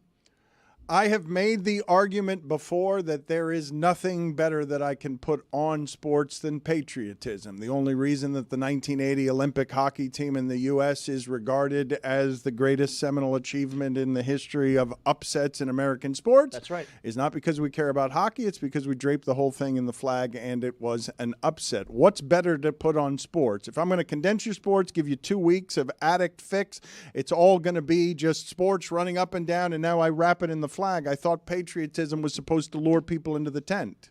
All I could think about with these guys is none of them care. And I'm not saying that none of them care about the United States, but none of them care about actually playing during the time that I like watching basketball. And now all of a sudden I'm supposed to be rooting for these in particular guys. And I know I'm supposed to root for the name on the front and not the name on the back. But I'm sorry, like, I can't help myself. I can't bring myself to root for some of these guys. It just, I hope they win. But, like, I'm not going to lose second of sleep if they don't. Doesn't sound like you hope they win. Not a second. It sounds like you're afraid to say that you hope they lose. No, I don't hope they lose. I just don't care. I don't care. Sorry. Well, if you don't care, then you don't hope they win. You're totally indifferent, and I'm indifferent. and you're throwing out there that you hope they win just because you're trying to soften your position. Zaz, I can see you more as a 3-on-3 hoops guy for the USA team. Jimmer Fredette on the Jimmer! team. Yeah. Oh, okay. Where's he been? Been a minute. 3-on-3 basketball. All right. Perfecting that 3-on-3 skill. All right. The name of David Sampson's podcast is Nothing Personal. Every day at 8 a.m. you can catch David Sampson, and I suggest that you do so because, as I've told you many times around here, there is no one doing a solo show covering the terrain that he covers inside and outside of sports business. Let's start here with the matching of the Amazon NBA offer. David, you, Skipper, Pablo have been talking about this for a while. There were too many poison pills for it to actually be matched. Do you believe this is just a bunch of nonsense? What is this now where you have a matched offer after it would appear that WBD did a whole lot of things wrong here in the negotiations publicly? Well, the intrigue is pretty cool. I'll start with that. And it was really telegraphed over a year ago when David Zaslav said, we don't really need the NBA. And it turns out that maybe Adam Silver may have gotten upset by that, but don't buy into that. The NBA just moved past WBD. When you have an opportunity to partner with Amazon, you're going to do it. It's not just about toilet paper. It's about expanding your brand internationally in a way that wasn't open to these leagues before. Unfortunately, there's a provision in the old media deals that allows the old partners to match if any newbies come. So TNT decided they're going to try to match the Amazon deal. Except it's not what TNT said in their statement, where we hope the NBA just executes the contract we sent. It's way more complicated than that. And there are lawyers involved, except they're lawyers who have been involved for a long time. The deal that was cut with Amazon was cut in a way that, in my opinion, will make it impossible for TNT or Warner Brothers Discovery to actually match the deal.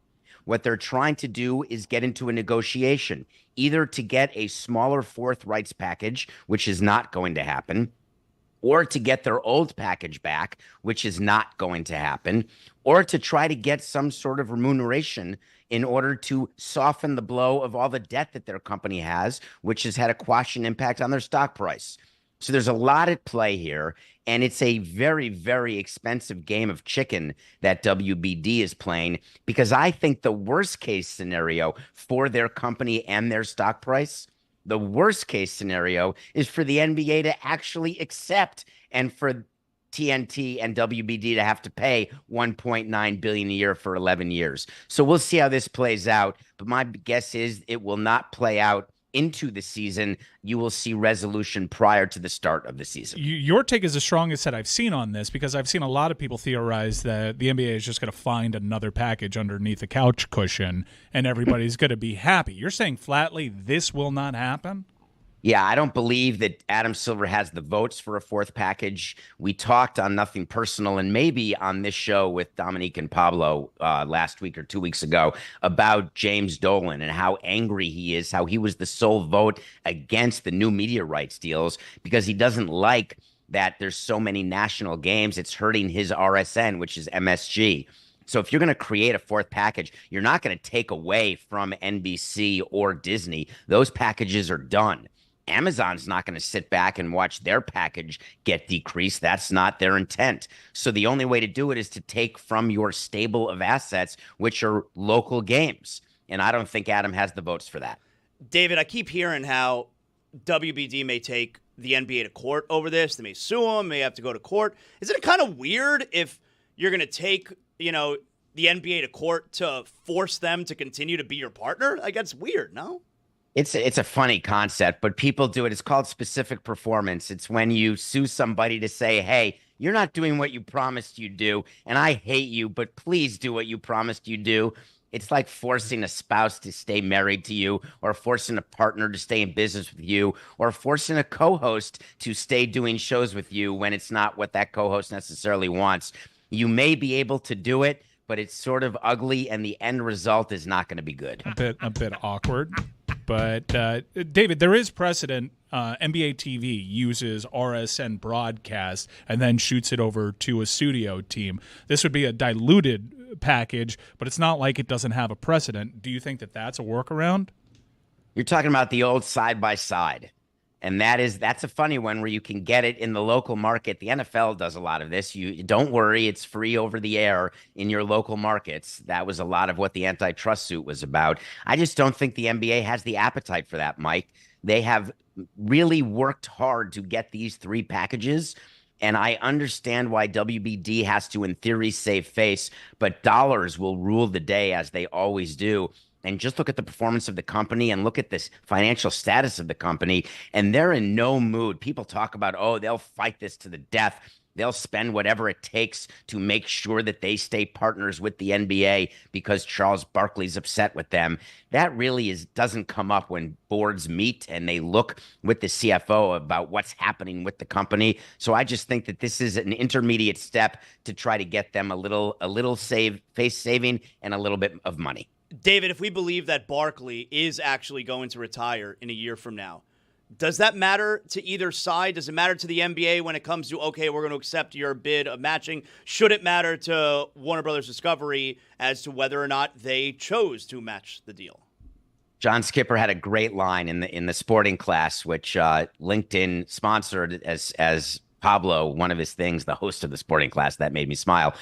John Skipper had a very funny line about that, which is no one cares. Charles Barkley, he makes a lot of noise. The fans love him. He's got great ratings. People are watching. But when you're putting your package together, you want the games, and you are paying for the games. You're paying for the live sports content, the ancillary programming that comes with it. It's fun to talk about, but it is not dispositive in any way. Let me be clear on the reference you just made, because the Sporting Class is the business podcast that you do with Skipper and Pablo. It appeared recently on Pablo Torre Finds Out, and you're telling me that the only thing that was sponsored by LinkedIn, was Pablo as the host of the Sporting Class? Is that what you're alleging? No, I'm saying that the previous segment you did on your show was sponsored by LinkedIn, and part of that was a LinkedIn resume, and part of Pablo's resume was host of the Sporting Class. I'm glad all of that made you smile. What did you think of Cheryl Miller's comments that the WNBA is being undervalued, and did she say mistreated? Well, that's what the union is coming out and saying now. Cheryl Miller is trying to say that. And the reason why I'm smiling is they should be thanking their lucky stars that this 12-team league, which is going to be 14 teams, has a $200 million pinned allocation to it, up from 40 plus 20, which was the old deal, for a total of 60. And now they're going to be at 200 plus maybe 60 for 260. And the reason I'm smiling is that Cheryl Miller is trying to claim, and the union in the WNBA is trying to claim, that this is a total underpay. And what they're ignoring is that nobody was bidding for the rights without getting the NBA. The NBA made it so if you want us, you're getting them too. It was not, hey, you're going to get the NBA. Anyone want to bid for the WNBA? No, it wasn't that.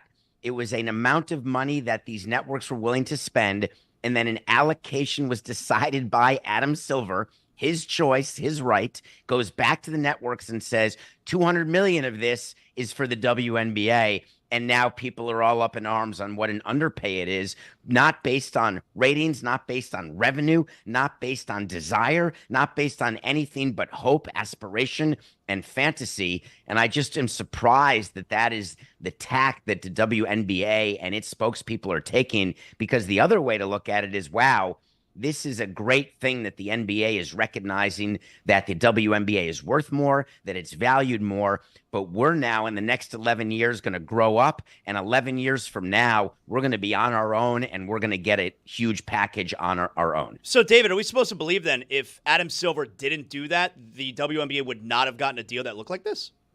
It's a guarantee.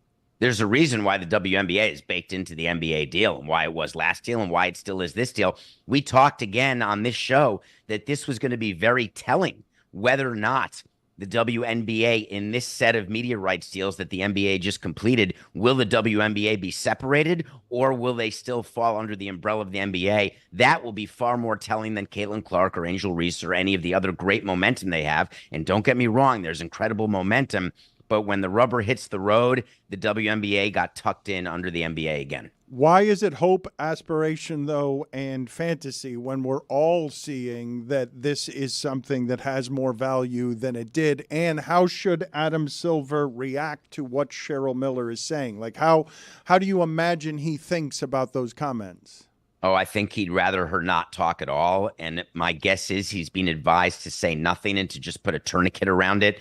There will be a time when he meets the media when the deals are announced for real. Remember, he hasn't still announced the actual deals. He just said it was done, but he was very circumspect. There's more to do. He didn't mention the names of the companies. When there's a formal press conference, he will mention the WNBA, and he will mention them in glowing terms. What an amazing asset it is, how much it's growing, how proud he is.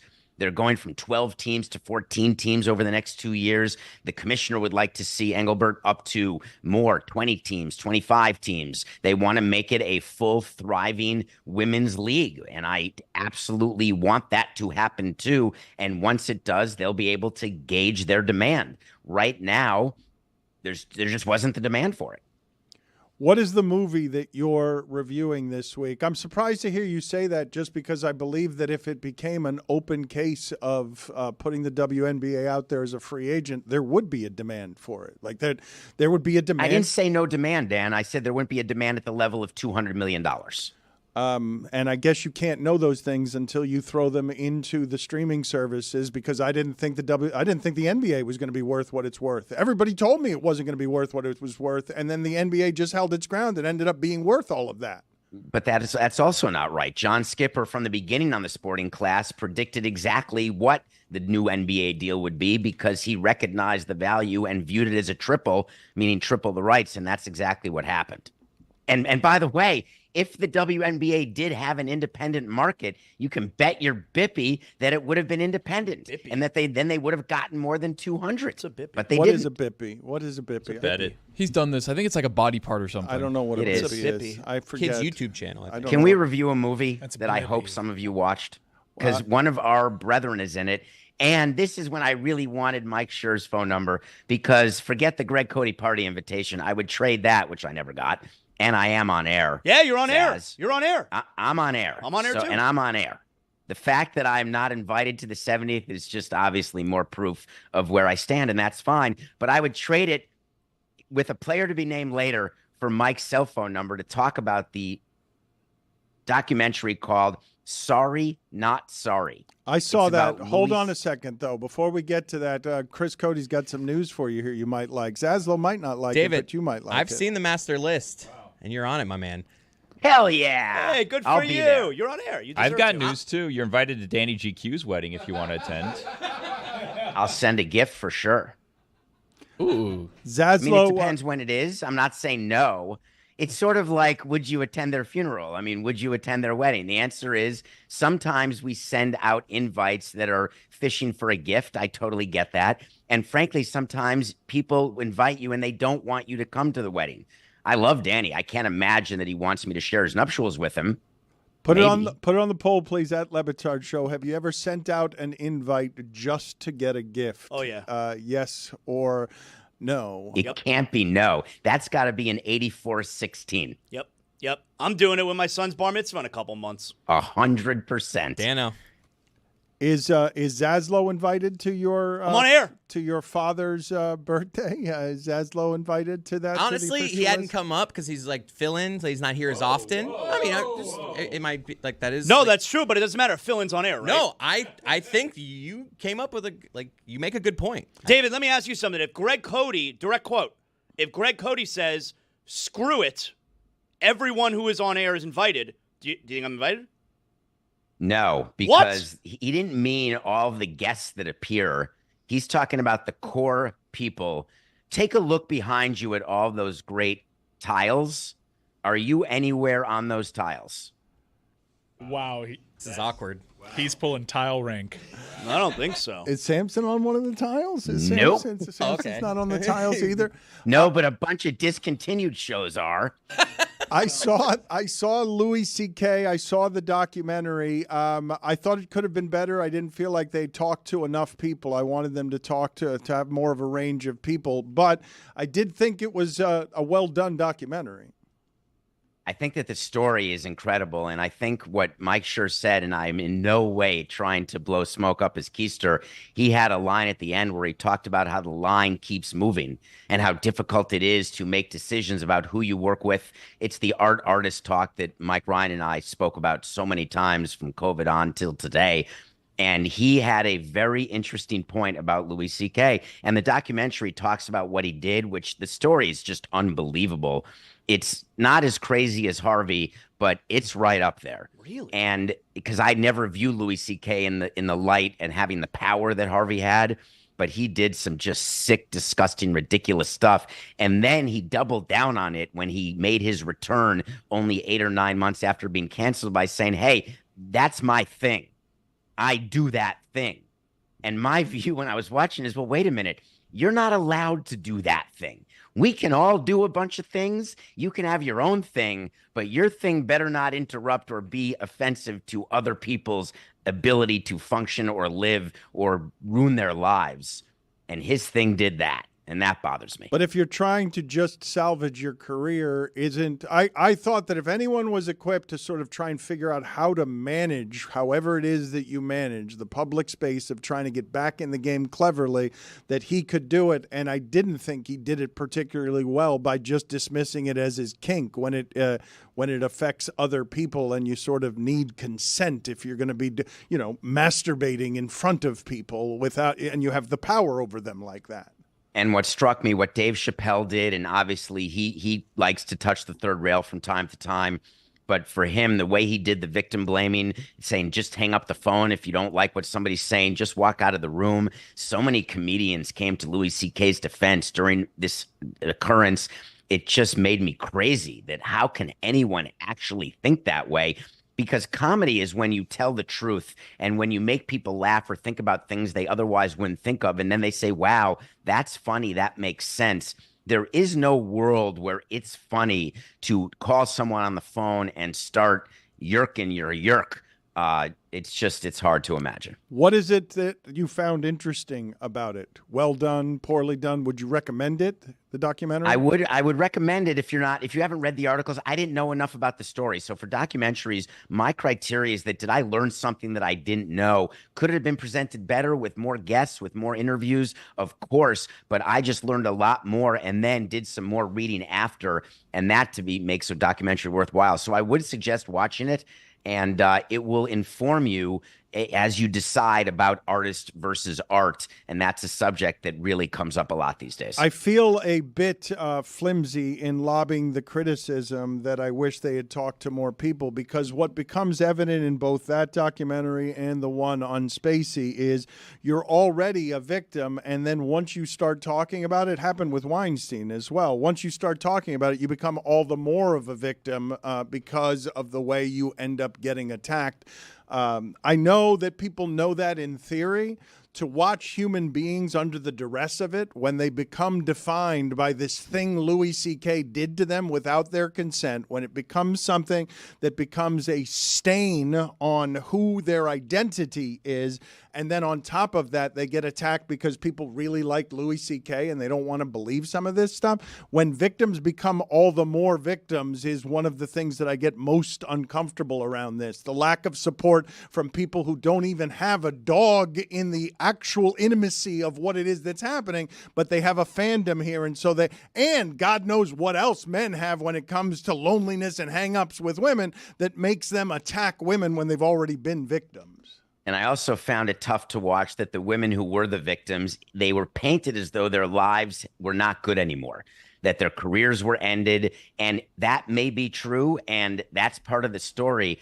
But we put it in a way that Louis C.K. comes out like, hey, everything's great. I'm rich, getting richer, still good. Everyone loves me. And these women who had the guts to go forward to the New York Times and then to again relive it in this documentary, they're painted in a way, and it was filmed in places that made it feel as though that they had not in any way been allowed to recover, notwithstanding even the documentary, before the documentary, and that's sad too. No, had their lives ruined by this. Like had their lives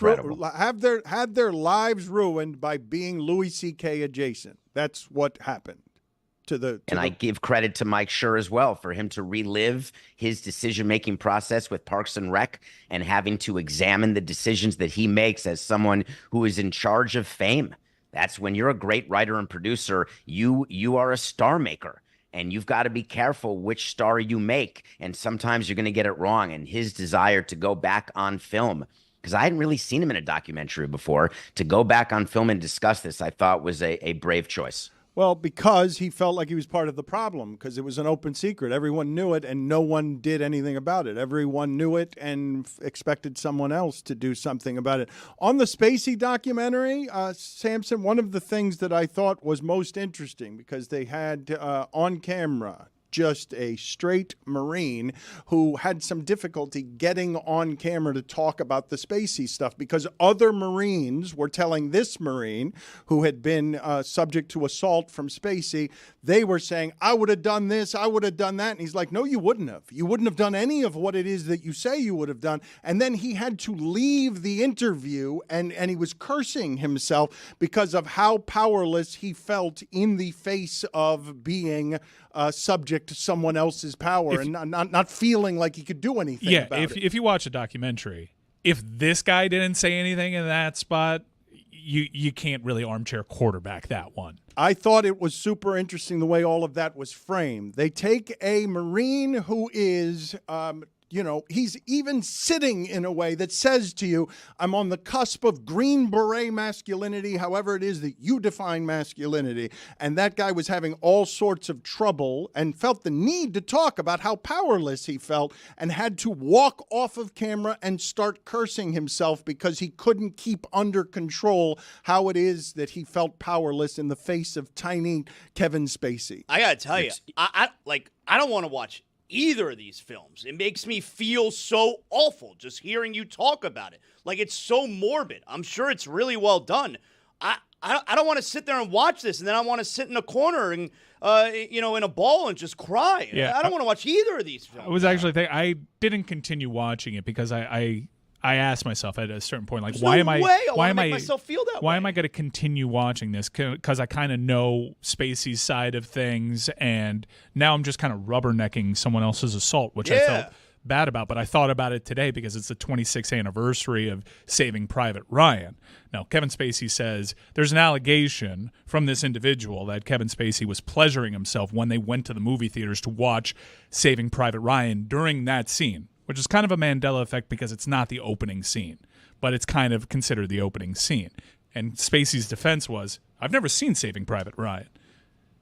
I don't think that ostrich head in the sand defense is one that we should use here, Zaz. I think that just because you don't want something to exist, you can't turn away and make it not exist. I think it's important for these stories to be told. And the documentary you're talking about is Spacey Unmasked, and it got a lot of criticism.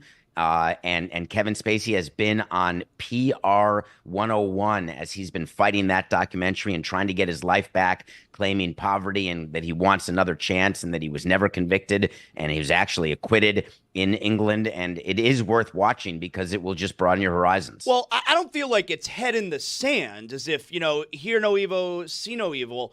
I know these stories. I watch the news. I know what went on with Louis C.K. I know what went on with Kevin Spacey. But here, by watching these films, it's like, here, you know how terrible it was. You know these are bad people. Find out more morbid details and feel even worse. Like, isn't that what He's had to have watched Saving Private Ryan. Everyone's seen it.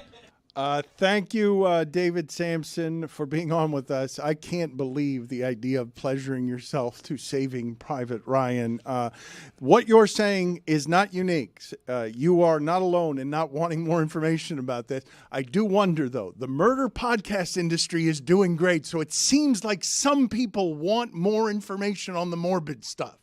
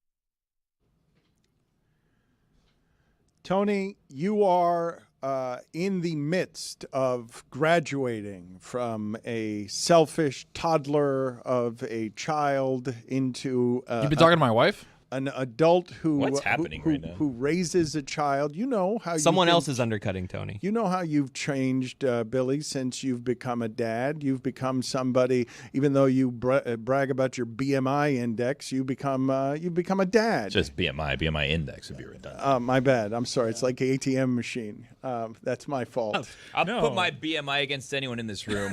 But Tony, you are now on the precipice of becoming a father and making dad purchases. Are you doing? Dan, I'm glad you brought that up. I am 5 months away from becoming a dad to a baby girl, which is crazy just to say. Like it's, I'm just in shock. But I made my first dad purchase over the weekend, and I am glad to report to the boys and the dads in this room, the boy bought a grill. My first dad purchase, I bought a grill. Yep. It's not a preparation for a baby, though. I didn't That's say. a you- that's First a off, you I didn't say it purchase. was. I didn't say it was a preparation No, I for got a baby the impression purchase. you were giving us a baby. Yeah, I present. thought No, we were no, no, like, no. oh, I found a stroller. I've Yeah. been looking at car No. seats. You bought a grill? Yeah, bought a grill. Since the dawn of mankind, man has debated what is the best way to grill. Exactly some right. Go charcoal, some go Propane. propane. Yeah. People just celebrate a Wednesday, Yeah, but BBQ no ma- Texas style. No matter what you True. do, You're just right make about sure there's a Miller Lite in your hand. Trust me, there will be many Miller Lights. I got a Blackstone. You guys heard of the Blackstone before? It's a flat Yes. top griddle. That's like a hibachi grill, but you can do a bunch of stuff on But it. it's not a dad purchase. Yes, Billy. Has Anything nothing I to do purchase, with your wife being pregnant. You could Nothing. just Anything have I bought this purchased- beforehand. anything I purchase is a dad You purchase. live in a now. condo?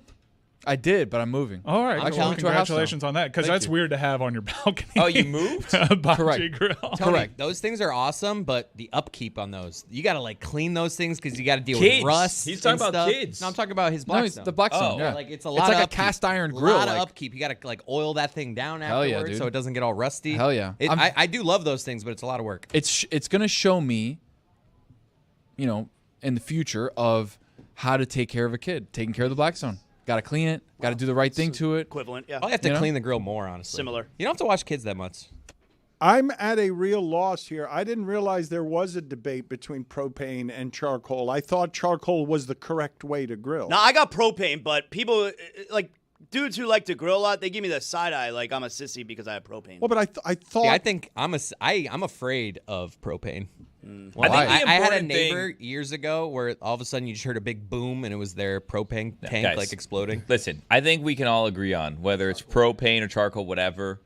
Miller Lite Yes. is the perfect beer. For a that you light pair beer, That's that the whole tastes as point. good as your That's barbecue. what everybody's been saying. Make your barbecue time a Miller time. I do want to just you say it's been an age-old debate since the invention of the grill. Since the dawn of mankind. I was under the That's impression what the copy says. that it's always better to grill with charcoal. That charcoal was the It just way. takes forever. It gets super hot, and hey, you don't use it. It's too hot now. okay. You got to well, let Tony's it a come down dad. a little. Tony's a dad. I'm Now, not- what's I'm the not a best dad, way I'm to a dad. barbecue? What's I'm the a best way dad, to actually. barbecue? Well, he Well, says I hibachi. got a Blackstone, yeah. So I don't need to worry about charcoal. I got the flat top grill. I got the propane. Let that thing go. I gotta be honest, who cares about charcoal and propane? You're telling me you could pass the Pepsi challenge, you make a hamburger on each of them, you're gonna know which is which? There's no way. I mean, you could with Yeah, a grill absolutely mods. can. Certainly with a hibachi. With the charcoal, you taste like the smoke. Yeah, That's it's what smoky. I think. I The think smash burger on a hibachi grill, I though, you can- put the little onions on them. I think I can pass the Pepsi challenge. It's kind of snobbish. I believe that you guys are unfamiliar with how fulfillment works, where if things take longer, sometimes you appreciate them more because they are better made because they have taken longer. I eat everything out of the fridge cold because Yeah. I can't wait for it in the microwave. I eat it cold, right out of the fridge. Because the microwave takes too much time. Yes, it is. I need to have it right away. The microwave, you I are can't wait. What does Big Microwave have to say about that I criticism? can't wait. I'll take it right out of the fridge. I eat it right out of the Tupperware. I eat it cold. Like what? Certainly pasta. Any kind of pasta. Yep. Love it cold. Dude. Obviously pizza for sure. Cold pizza But works. I'll take chicken parm right out of the Some people fridge. didn't think I'll eat it cold. I don't care. I don't have time for that microwave. I don't have time. Put it on the poll, please. Do you prefer your pasta cold? Lasagna for sure. Lasagna cold is awesome. Pizza cold is awesome. You prefer it this way? Yeah. What about meats?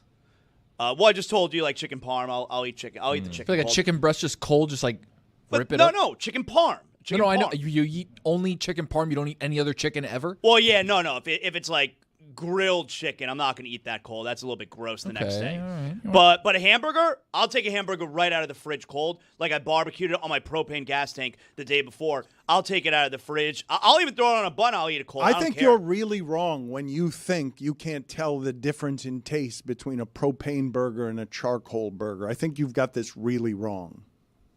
I agree. And also, another thing that is usually up for debate is where's the best place that I can get my tickets? And let me tell you something, that is now undebatable. That's how I see it because I downloaded the Game Time app. I created an account, and I used the code DAN, and I got $20 off my first purchase. That applies to you.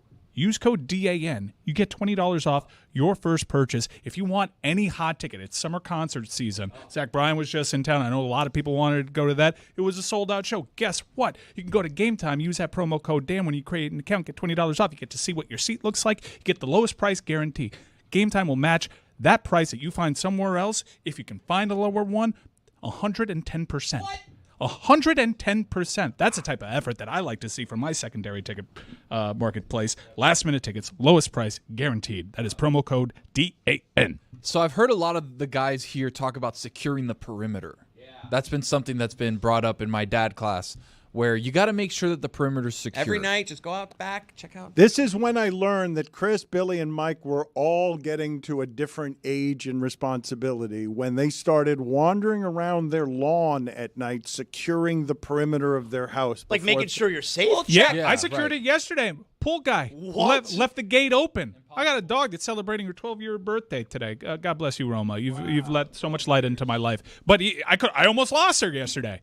But thank heavens I secured that perimeter. So with securing the perimeter, obviously we're moving into a new house. We're moving from a condo to a house. So now I have more responsibilities. There's a sliding glass door. There's a front door. There's a lot of doors, Dan. I got to make sure that all of them secured. So I bought specific locks, new locks for the doors. Another dad purchase. You got that piece of wood for the sliding glass door? What do you got? Yeah, it's actually a metal steel pole. Yeah, that's the move. Yeah, That's the steel move. pole. But I also Can't have mess with perfection. Unpenetrable. What? Like, they've never been able to top it. I still, they can provide third locks for it. I'm still putting that wood plank down. Why couldn't you get into that back door? Yeah, the pole. the steel pole. I couldn't do it. Put it on the poll at Le Batard Show. Is a grill a dad purchase? Because it seems to It be 100% is. something that It's is a food purchase. What does my kid need in a couple months? How about this? An adult. If you feed it's an your kid in adult a couple purchase. months hamburgers, the child should be taken away from you. It's an adult You're purchase. gonna grill a steak and give it to your infant? Eventually. We're going to have Pete Rose on here eventually at some point. Charlie Hustle. Also, today. I think we found the kid driving the boat, and we're going to ask him if he was going back to save or getting away. That's the We're question. efforting. 11:15. Matt Sullivan has found him, we think. Wow. Okay, so the capsized boat, the boat that was capsized by a whale, and we accused that kid of fleeing the premises immediately. We have secured the kid who discovered this, and we're going to find out whether he was circling back around to help the capsized boat or whether he was just getting out of there because the whales were attacking. Now, we're going to get a hold of that kid. Pete Rose, though, I was also told Bill Lawrence was supposed to show up at some point today, and he was going to bring an actor. Roy informed me of this. What? Roy out of nowhere said that Bill Lawrence was coming, and I said an actor, and he's like, yeah, maybe Vince Vaughn, because the Bad Monkey is coming out on Apple. Vince Vaughn may show up. This is what Roy In studio or just like in the Zoom? no, in studio. That Bill Lawrence My was boy. around here. I'll text Roy. Wait, Vince Vaughn? Did someone Vince tell Frankie Vaughn is that coming Vince Vaughn's here? coming I'll to the text studio? Bill if you want, Dan. Do you I need watched me to- Anchorman last you need night. me to Dorothy move Mantooth is a seats? saint. I saw for the first time Anchorman 2. I had never seen Anchorman 2. The way that news fight scene escalates in Anchorman 2, that's the most star power I've ever seen on a movie screen at one time. It is in pretty one crazy. movie. I'm watching them in succession now because I'm enjoying my experience with Anchorman so much. It'd been a good decade since I'd seen it. It was 20 years ahead of its time, making fun of the news and everything. Yeah, I mean, some of it you're like, okay, well, that's not as funny. Comedy is so difficult to age with grace, but like the timing of it, pitch perfect performances are great, and I'm excited to see Anchorman 2 to see if I come out on the other side, because it was such a difficult act to follow that most people kind of had the same opinion of Anchorman 2, is that it's not as good, but I wonder if that aged well. The way that Ace Ventura When Nature Calls aged, because no one liked it when it came out, and now you watch it, that's the funniest one. Did anyone give them a window on what time to get here? Because, it's very us for Vince Vaughn to show up here at 2:15 and no one's here. It was very strange for Roy to say out of nowhere that this was what was happening with our guest list. It's not something that, look, I've been told that Pete Rose was going to be here for 4 different shows. So I don't know if any of this is actually going to happen, but Pete Rose is supposed to happen today. How do you feel about an 83-year-old Pete Rose joining us, the Hit King, Charlie Hustle? Well, I hope he doesn't take this the wrong way, but now I can't take my mind off of the fact that Vince Vaughn might be here. You've really put Pete Rose behind it. This ends with him on the hockey show, right? Bill Lawrence, Vince Vaughn, and the Boat Kid. I mean, Pete Rose. Will Vince Vaughn need any prep for questions for Pete Rose? Vince Vaughn may accidentally crash because Miami, and then he's going to be talking to a local Miami comptroller about corruption. Foot girls. Can I ask all of you guys about whether or not you're interested in what some people are saying is going to be the movie event, must be the movie event of the summer? You're combining Deadpool and Wolverine. Yes. I have told you before that the Guardians of the Galaxy and Deadpool are the first times that I've been interested in this kind of movie because of how extraordinary I think the writing is. For the Deadpool character and Guardians of the Galaxy. Wolverine is combining these two elements isn't something I would have thought to do. But this week, that movie opens, and it opens with a great deal of expectation. And hope. I think most people are kind of like me in that there's Marvel fatigue. These movies are not as good as they once were, and I think a lot of that can be explained. We're outside the spoiler region, in that a lot of the characters that you've grown to love are no longer a part of the universe. So it's going to be curious to see how Ryan Reynolds and Hugh Jackman kind of save this whole concept, because it is in desperate need of saving. I'm very excited. I got my tickets already. I bought my tickets a couple weeks ago. I'm going tomorrow. I have to see it as soon as it comes out. I can't wait. Does anyone else here, though, think it's an unusual pairing the way that I think it's an unusual pairing? They've been part of the story. It's been the story, the whole franchise. It's canon within the comic book. In fact, this is not the first time Deadpool and Wolverine have been in a movie together. Ryan Reynolds had a failed attempt, what is considered a failed attempt in a poorly reviewed solo. That's not a good movie. It's a bad one. But they have been flirting with this concept of bringing the characters together for a long time, and it was thought that after Hugh Jackman retired the character with Logan, which was well received, which is a rarity for a Fox Marvel movie, that we'd never see this. But then the multiverse thing happened, and it opened up this possibility, to which this Wolverine that you're seeing portrayed by Hugh Jackman isn't the one from that whole universe. Oh, you know that for sure? Well, yeah, because in the trailer they're like, this Wolverine let down his whole world. Okay. So all right, we'll see. This is an acknowledgement that it needs fixing. It's also putting a ribbon on the whole Fox Marvel movies that don't actually mesh with the MCU. And there's a lot of breaking the fourth wall. In one of the trailers, there's a dead enlarged skeleton of Ant-Man, and Ryan Reynolds says, wow, Paul Rudd finally aged. So there's a lot of things that are going to be unique to the Disney versions of Marvel movies in this one. I'm into it. I have a Bill Lawrence update from Roy. I texted Roy after everything you guys said. Is Bill Lawrence coming here?